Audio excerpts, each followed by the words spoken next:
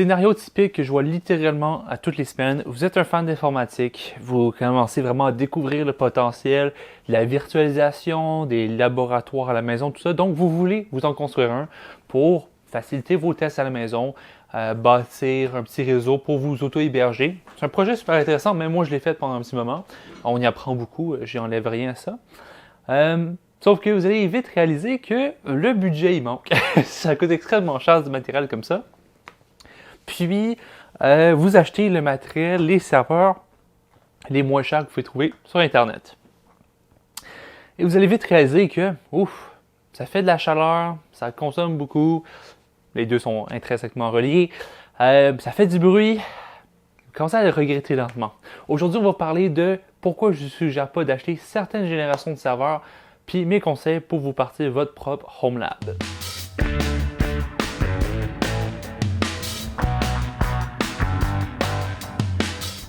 Je parle spécifiquement des générations de serveurs comme ça. Ici avec moi, j'ai 3 serveurs, un Dell PowerEdge 2900, un 2950 et un 1950, un 1950. C'est des serveurs qui datent d'environ une quinzaine d'années, plus ou moins, quand on regarde la génération des processeurs Intel. Typiquement, on parle du CPU Intel Xeon avec le socket LGA 771 et 775. Même que le premier NAS que j'ai eu, une des premières vidéos que j'ai fait sur ma chaîne, c'était à propos du serveur que j'avais chez moi. C'était une de cette génération-là. Puis, j'ai appris beaucoup depuis ce temps-là, puis les choses ont beaucoup changé. C'est du beau matériel, mais ça a une petite contrepartie. Ça consomme beaucoup d'électricité, ça fait beaucoup de chaleur, puis ça fait énormément de bordel et ça vous ralentit même parfois dans vos apprentissages.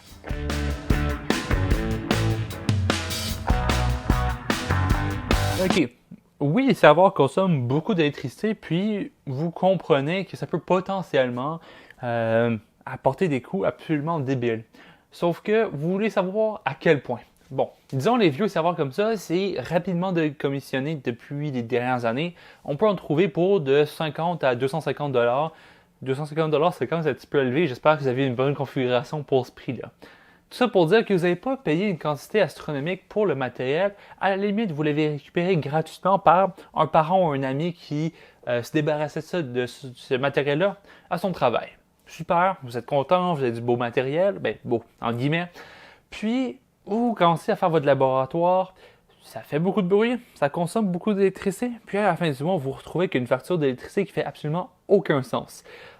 Au Québec, on paye environ environ 8 à 9 cents le kilowattheure, 9 cents de dollars canadiens. Donc, ça reste pas si mal.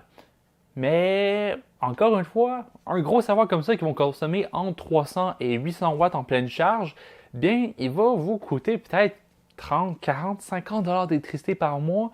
Ça vient rapidement élevé comme coût. Puis ça, c'est au Québec où ça coûte réellement pas cher. Je parle pas d'Europe, je parle pas de place aux États-Unis où est-ce que c'est au charbon, puis ça coûte des tonnes pour l'électricité. C'est vraiment drôle à quel point vous allez rapidement dépasser vos coûts en serveur avec le coût d'électricité. Puis là, l'hiver, vous êtes content, c'est bien beau, ça chauffe le sous-sol. Sauf que l'été, vous êtes un petit peu moins content quand il va faire 35 dans votre sous-sol, histoire que j'ai vécu.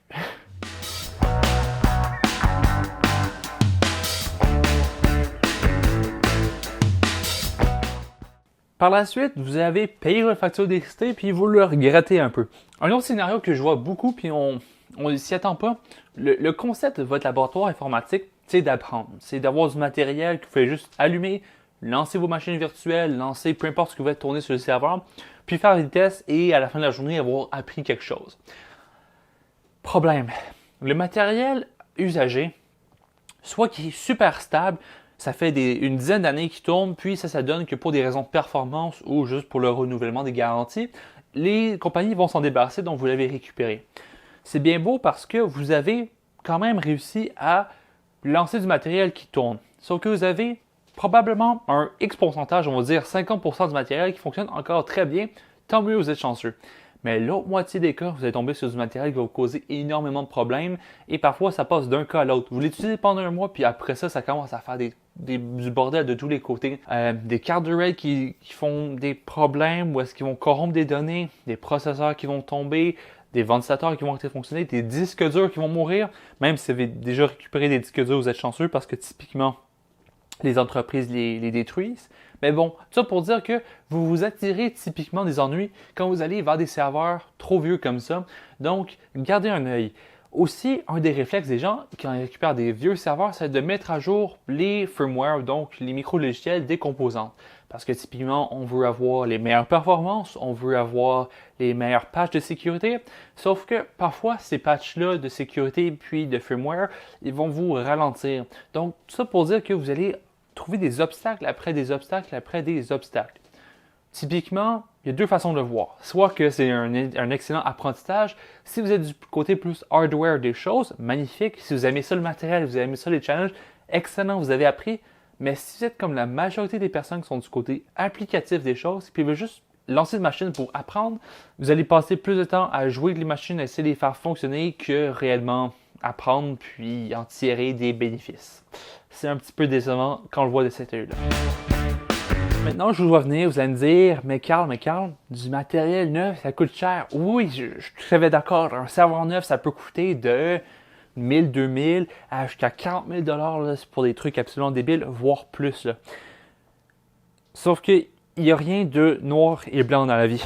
Il faut trouver la bonne génération de serveurs. Je vous dirais que je faisais la même vidéo il y a 4 ou 5 ans, même peut-être moins, on va dire 3 ans, ces serveurs-là, aucun problème avec. Sauf qu'aujourd'hui, on a des nouvelles générations de serveurs.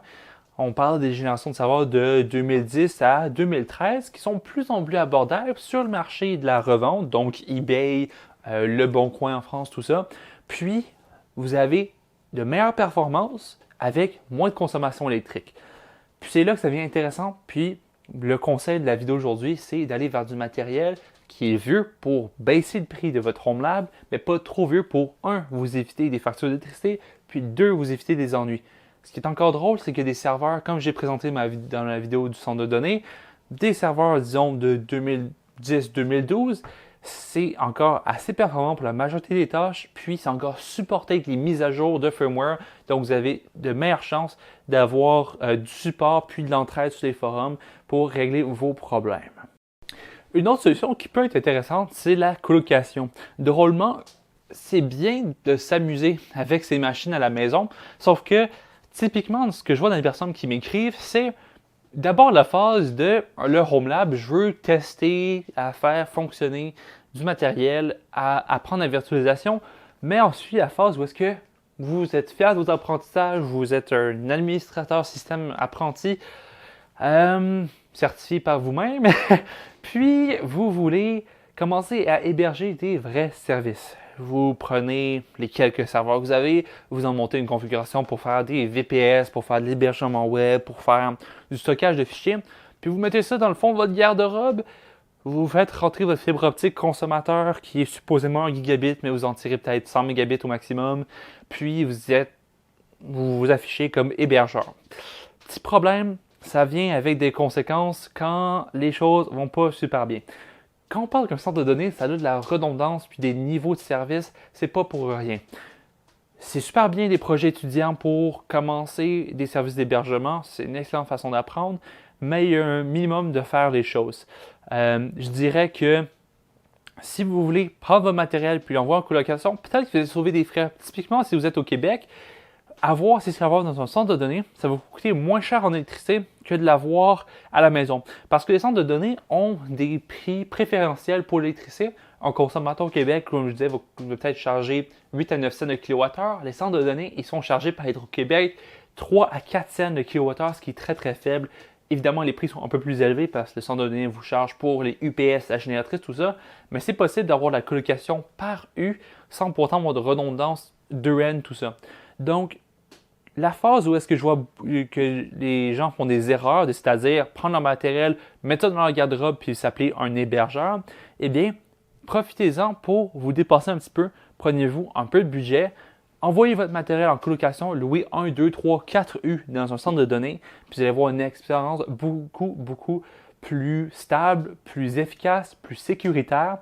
Puis même pour vos besoins personnels, si vous voulez faire un home lab qui est plus agréable qu'avoir tout le bruit dans votre sous-sol, eh bien, dans le centre de données, c'est toujours une excellente solution. Ça résume assez bien qu'est-ce que je pense du fait d'avoir un home lab à la maison, puis qu'est-ce que vous devriez faire quand on vous propose de recevoir du matériel. Comptez 2 fois toujours qu'est-ce que ça va vous coûter de récupérer le matériel, de l'utiliser, de le maintenir et éventuellement de le recycler. Évidemment, pour certaines personnes, ça fait beaucoup de sens, pour d'autres, absolument pas. Donc, laissez-moi savoir dans les commentaires c'est quoi votre situation. Puis, si vous avez un home lab, je suis moi-même un passionné de matériel, tout ça. Donc, envoyez-moi les photos sur Twitter. Je suis vraiment curieux de savoir qu'est-ce que vous utilisez, puis combien ça vous coûte en électricité à tous les mois. Laissez-moi savoir ça sur Twitter et dans les commentaires. Et moi, je vous dis à la prochaine. Ciao tout le monde.